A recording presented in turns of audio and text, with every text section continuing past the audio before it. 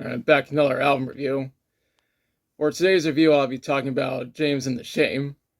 James and the Shame is a side project by Rhett McLaughlin, who is best known for being one of the hosts of the YouTube series Good Mythical Morning.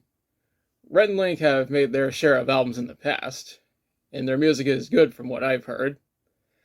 Last year, one episode of the Ear Biscuits podcast brought out the fact that Rhett was going solo. By that, he meant that he was going on a side project called James and the Shame, which brings us to today's review, Human Overboard. This is the group's debut album. As a longtime fan of Good Mythical Morning, I decided that I should check this album out. It was produced and mixed by Derek Furman and mastered by Jamie King. Rhett was on lead vocals and acoustic guitar. Derek was on backing vocals, bass, and percussion.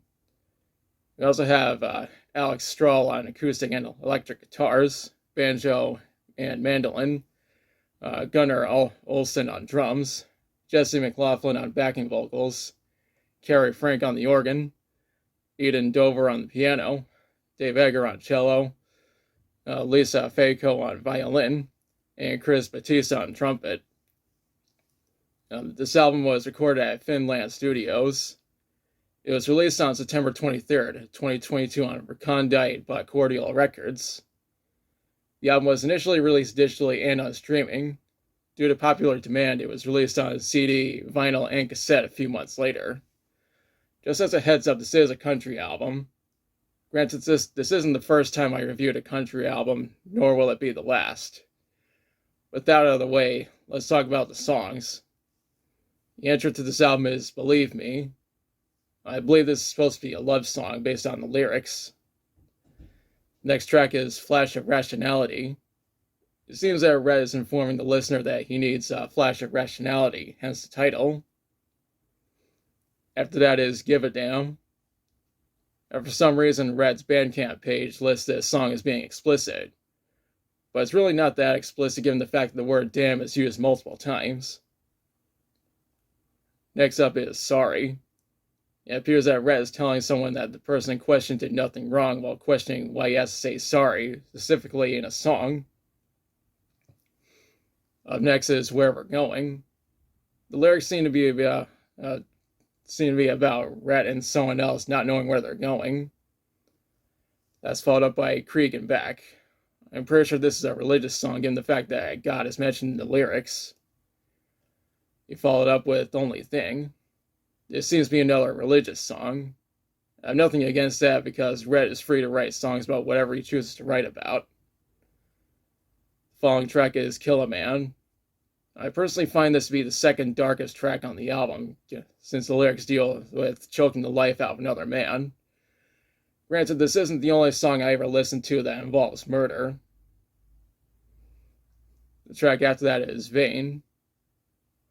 This is yet another religious song based on the lyrics. What comes next is Fruit.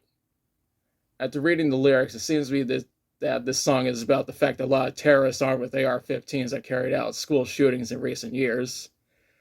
These school shootings are the fault of the terrorist organization as the NRA, since the NRA keeps bribing conservative politicians to prevent stricter gun laws from being passed. Overall, I say this is the darkest song on the album. The finale of this album is Old Letters. Personally, I think this track ends the album quite well. I couldn't find any info on how this album performed commercially. From what I read is that this album has mostly received positive reviews. Unfortunately, this album doesn't have a Discogs page at the time for me making this video, so I had to go off of what the booklet and digipack says. Now for my thoughts. Overall, I think this is a pretty good album. Some of the songs are lighthearted while others are dark in terms of tone. The songs work well and I recommend checking out this album. If you want a copy for yourself, you can get it directly from James and the Shame's website. I'll leave a link in the description so you can check it out and so you can buy some other cool shit while you're at it. And now's the part where I question you. Have you listened to Human Overboard? If so, what do you think about it? What's your favorite song from it? What are your thoughts on this being a country album? What are you expecting from James and the Shame going forward? Let me know in the comments. If you like the video, be sure to like, share, and subscribe. Be sure to press the notification bell to notify of future videos. Thanks for watching, and I'll be back soon. And I have something special planned for the next part of my album review series.